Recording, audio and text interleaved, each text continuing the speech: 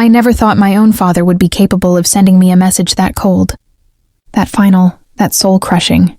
It hit my phone at 6:12 in the morning, right when I was half asleep and fumbling for the snooze button. The notification lit up my screen with his name, and for a moment I thought he was checking in on me like he used to, sending one of those dry morning reminders about locking my apartment door or keeping up with my work deadlines. Instead, what I saw made my heart stop entirely. We've chosen to sever all contact. Stay away from us forever. Just that. No explanation. No signature. No sense of hesitation. It felt like someone had slammed a door, so hard it rattled the entire foundation of my life. The worst part? My sister Emily didn't say a single word to me before it happened. So now I need to know. Was I wrong for what I did? Or did my family just decide I wasn't worth the trouble anymore? Tell me if you would have done what I did. Because I still can't tell if I destroyed everything, or if they were waiting for an excuse to cut me out. The story didn't start with that message, of course. It started long before. Years back when the fractures in my family were small enough to ignore. Growing up, I was always the one who tried to keep the peace. My parents weren't abusive. Not in the way you hear in some horror stories, but they were demanding, strict, overbearing in a way that made you feel like your life wasn't yours to control. My dad believed in perfection. My mom believed in loyalty. And Emily, my younger sister, was their golden child. She was the one they poured all their approval into. The one who could do no wrong. The one who genuinely tried to follow every rule they set. Meanwhile, I was the one who questioned things, who pushed back, who wanted freedom. Emily would get praised for bringing home straight A's. I'd be interrogated about why mine weren't better. Emily joined clubs and extracurriculars. I got pressured to take more AP classes even when I was already drowning. I wasn't jealous of her, not really. She didn't ask for the pedestal they put her on. But I couldn't help noticing the difference in how they treated us, and that difference kept growing as we got older. By the time I turned 21, I'd already moved out of the house. I wanted space, independence, the ability to breathe without my dad monitoring every choice I made. Emily stayed home for college to be close to family, which my parents praised as the ultimate sign of devotion and maturity. Every time I visited, it was like I'd walked into a house that didn't feel like mine anymore. My mom would smile politely but keep conversations shallow. My dad would bring up my career choices and compare them to Emily's academic progress. And Emily, she was still sweet, still the sister I grew up with, but careful.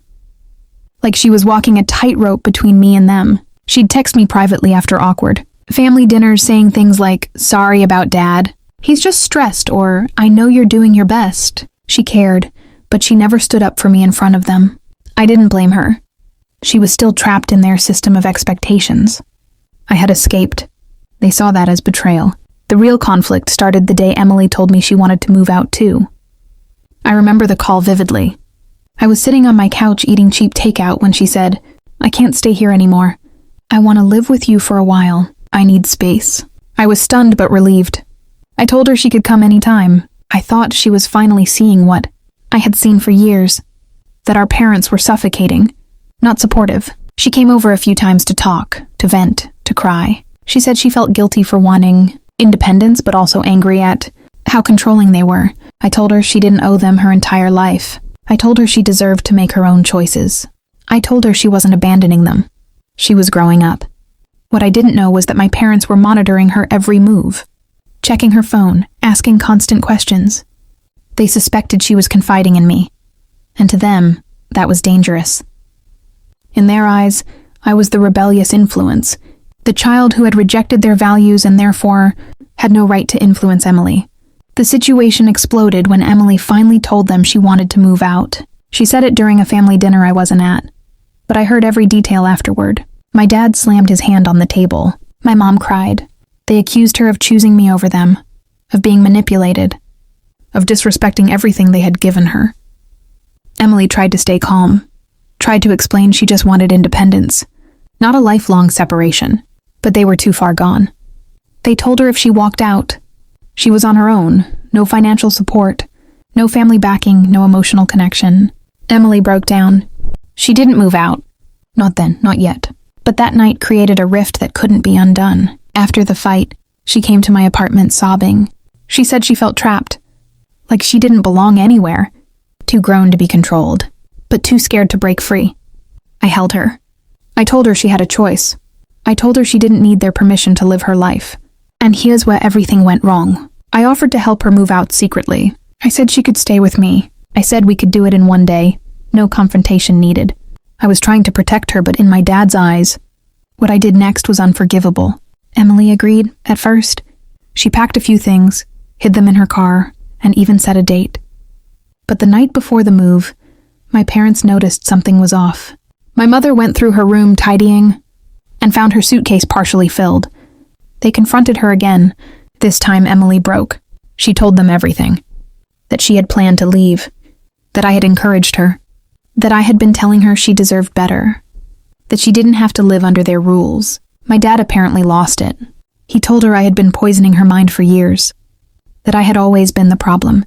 That I was trying to steal his daughter from him. Emily tried to defend me, but she was too emotional to explain things clearly. My mother cried and clung to her, and my dad made a decision right then and there. I didn't know any of this until the morning I got that message.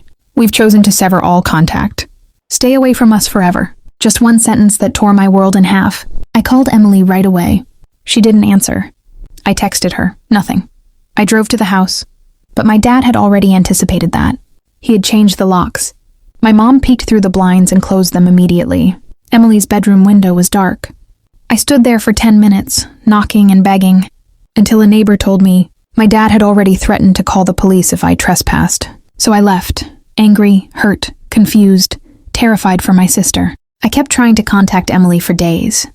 Nothing. No messages. No calls.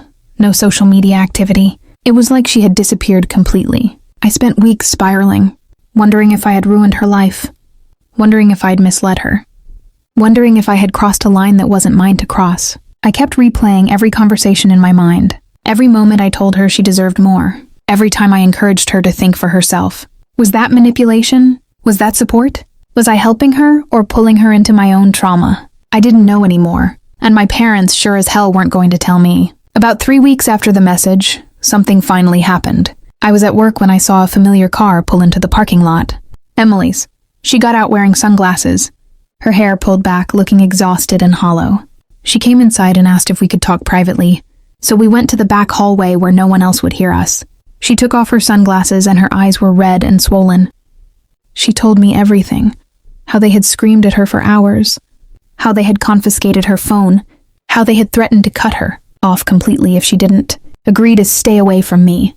My dad told her I was toxic, dangerous, mentally unstable, that I wanted to tear the family apart. My mom said if she loved them, she would stop talking to me entirely. Emily said she had cried for days. She begged them to reconsider. They refused. They told her the only way to heal the family was for her to cut me out too. And here's the part that hurt the most. She did. She agreed to stop seeing me.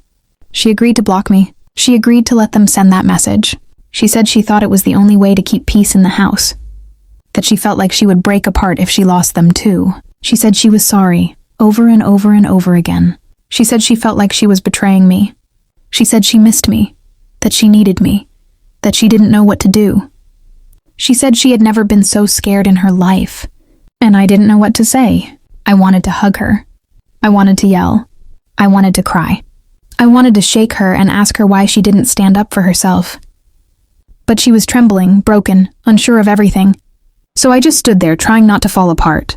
So that's the situation I was in. I told myself, and honestly, I want to ask you too, what would you have done in my shoes? Before I tell you what happened next, I want you to pause and think. If your sister came to you begging for help, saying she felt trapped and suffocated, would you have told her to stay in that house just to keep the peace? Or would you have helped her leave, knowing it might blow everything up? Tell me what you would have done, because at that moment, I had no idea what the right answer was. But the next part of the story wasn't about right or wrong anymore. It was about survival.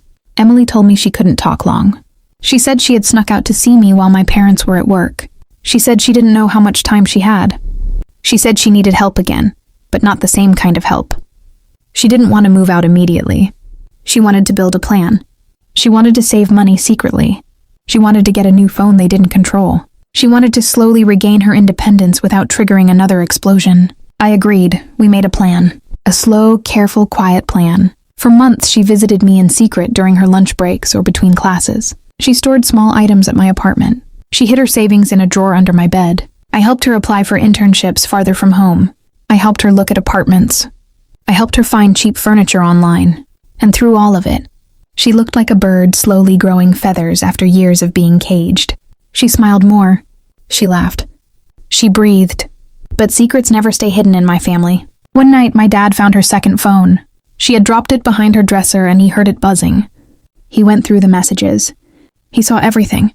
Every plan. Every detail. Every conversation about moving out. Every time she said she felt trapped. Every time she said she wanted freedom. Every time she said she loved me and hated how they treated me. He snapped. He drove to my apartment at 2 a.m. and started pounding on the door, so hard the whole hallway echoed.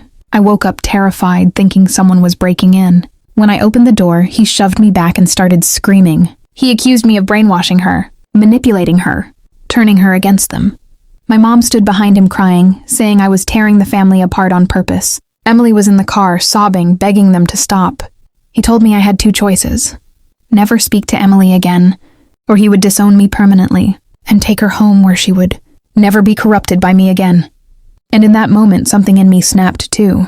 I told him he didn't own her. I told him he didn't control me. I told him he couldn't guilt trap her forever. I told him Emily was an adult and deserved freedom. I told him the only reason she needed secrecy was because he punished her every time. She had an independent thought. He yelled louder. I yelled louder. My mom begged both of us to stop. Emily tried to get out of the car, but my dad barked at her to stay inside. The neighbors turned on their lights. Someone threatened to call the police.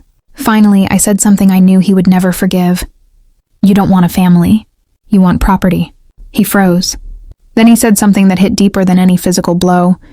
You were a mistake, and I won't let you ruin her life like you ruined yours. He left, dragged Emily home, didn't look back. 2 days later, Emily was gone. She wasn't at home. She wasn't at school. She wasn't at work. She didn't text. She didn't call. My parents said she needed space, but something told me they were lying. I searched everywhere. I called her friends. I called her professors. I even called hospitals. Nothing. She reappeared a week later, at my door, with a suitcase, crying, shaking. She said she couldn't take it anymore. She said my dad had taken her car keys, her phone, her laptop. He monitored her every second. He wouldn't let her leave the house unsupervised. He threatened to pull her from college entirely. My mom tried to calm things, but she was too afraid of him too. Emily said she finally realized what I had known for years. Staying there would destroy her. She said she was ready to leave for good. So I let her in.